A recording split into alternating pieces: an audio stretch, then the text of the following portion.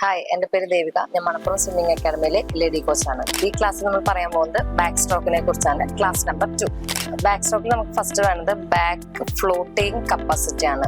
Body parallel ആയിട്ട് നമുക്ക് body float ചെയ്യാൻ പറ്റണം. അതിന് നമ്മൾ ഫസ്റ്റ് ചെയ്യേണ്ടത് കിക്ക് ബോർഡ് ഫ്രണ്ടിൽ നമ്മുടെ ചെസ്റ്റിൽ ഹോൾഡ് ചെയ്ത് കൈ ക്രോസ് ചെയ്ത് പിടിച്ച് ഹെഡ് സ്ട്രെയിറ്റ്, നമ്മൾ കറക്റ്റ് സ്ട്രെയിറ്റ് മേലെ നോക്കണം. ചെസ്റ്റ് അപ്പ് ചെയ്ത് ഹെഡ് അപ്പ് ചെയ്ത് നമ്മൾ ബോഡി ഫ്ലോട്ടിങ് പഠിക്കണം.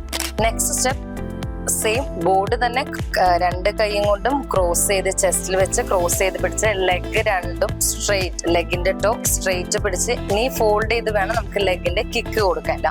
കിക്ക് നല്ല പെർഫെക്റ്റ് ആയിട്ട് ലെഗിന്റെ ടോ മാത്രം യൂസ് ചെയ്ത് കിക്ക് ചെയ്യാൻ പാടുള്ളൂ. എങ്കിൽ ഫോർവേഡ് നമുക്ക് ബാക്ക് കിക്ക് ചെയ്ത് ഫോർവേഡ് മൂവ് ചെയ്യാൻ പറ്റുള്ളൂ. അതും ഈസി ആയിട്ട് ചെയ്യാൻ പറ്റും. അതിന് സപ്പോർട്ടായിട്ടാണ് നമ്മളൊരു ബോർഡ് എടുക്കുന്നത്. ബിഗിനർക്ക് എപ്പോഴും ഒരു സപ്പോർട്ടീവായിട്ട് നമുക്ക് ഒരു ബോർഡിന്റെ ആവശ്യമുണ്ട്. ഫസ്റ്റ് സെഷൻ ഫ്ലോട്ടിങ് കഴിഞ്ഞു, നെക്സ്റ്റ് കിക്കിങ് കഴിഞ്ഞു. ഇനി അടുത്ത് ബോർഡ് സ്ട്രെയിറ്റ്, ബോർഡിന്റെ എൻഡിൽ പിടിച്ച് കൈ സ്ട്രെയിറ്റ് ചെയ്ത് ബാക്കിലേക്ക് പാരലായിട്ട് ബാക്ക് ഫ്ലോട്ട് ചെയ്യാം.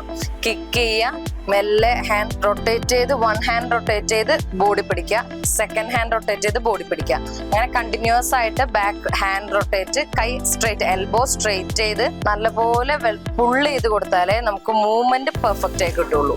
ഫുൾ സ്ട്രോക്കാണ് ചെയ്യാൻ പോകുന്നത്. ബോർഡിന്റെ ഒരു സഹായമില്ലാണ്ട് കൈ ഹെഡിന്റെ ബാക്കിലേക്ക് സ്ട്രെയിറ്റ് ചെയ്ത് പിടിച്ച് ബോഡി പാരലായിട്ട് ഫ്ലോട്ട് ചെയ്ത് കിക്ക് ചെയ്ത് ഹാൻഡ് റൊട്ടേറ്റ് നല്ല പോലെ ഹാൻഡ് കണ്ടിന്യൂസ് ആയിട്ട് റൊട്ടേറ്റ് ചെയ്യുക, ലെഗും കിക്ക് ചെയ്യുക. അതുകൊണ്ട് നമ്മളെ ബാക്ക് സ്ട്രോക്ക് ഫിനിഷ്.